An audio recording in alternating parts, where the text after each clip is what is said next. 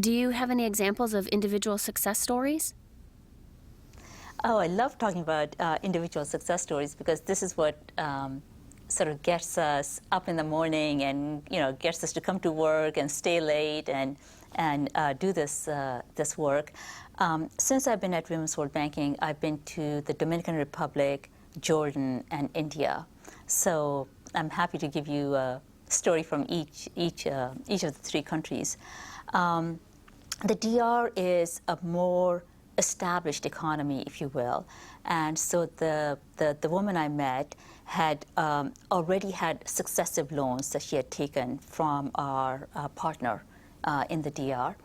And what she did was to start out, she was basically selling food from her kitchen.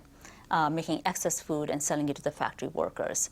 Took out a loan, sort of increased that business, and then set up a little cantina out of her living room so that along with food, she was selling cigarettes, beer, candy, etc.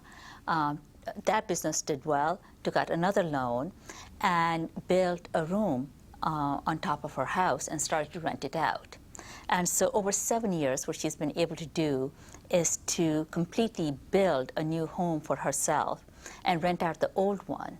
And this is going to ensure income in her old age, because at some point she's going to be too old to work in the kitchen and to be standing on her feet behind the cantina counter. And she's looking at these rental rooms that she has been able to put on as her old age security. In Jordan, I'll tell you about a young woman that we met. Sort of the cultural norm in Jordan is that a fairly old husband can marry again and marry a fairly young woman. So the one that we met, her husband was now too old and sick, so while he took care of having a roof over her head, she had absolutely no means of earning more money for herself or her kids.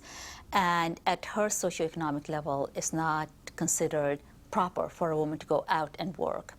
So the only thing that she was able to do was she had taken a loan to buy cosmetics and was selling them from her living room to her neighbors.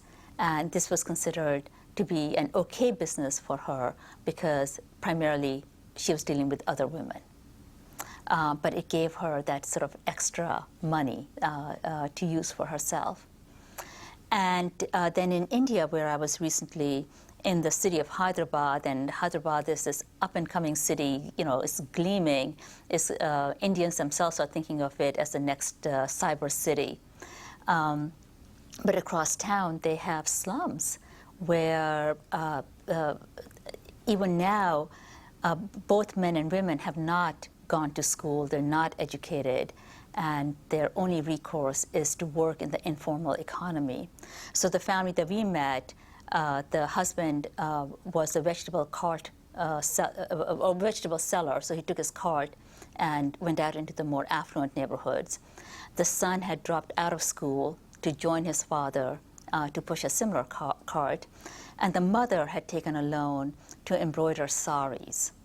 And she did this at home, sort of in her spare time. And what she really wanted to do was to amass enough income so that she would cut out the middleman, because she basically got half of what that sari was worth because she was handing it over to a middleman. So that if she could buy the materials herself, embroider it herself, and sell it herself to the store, she could in effect double her income without doubling her labor.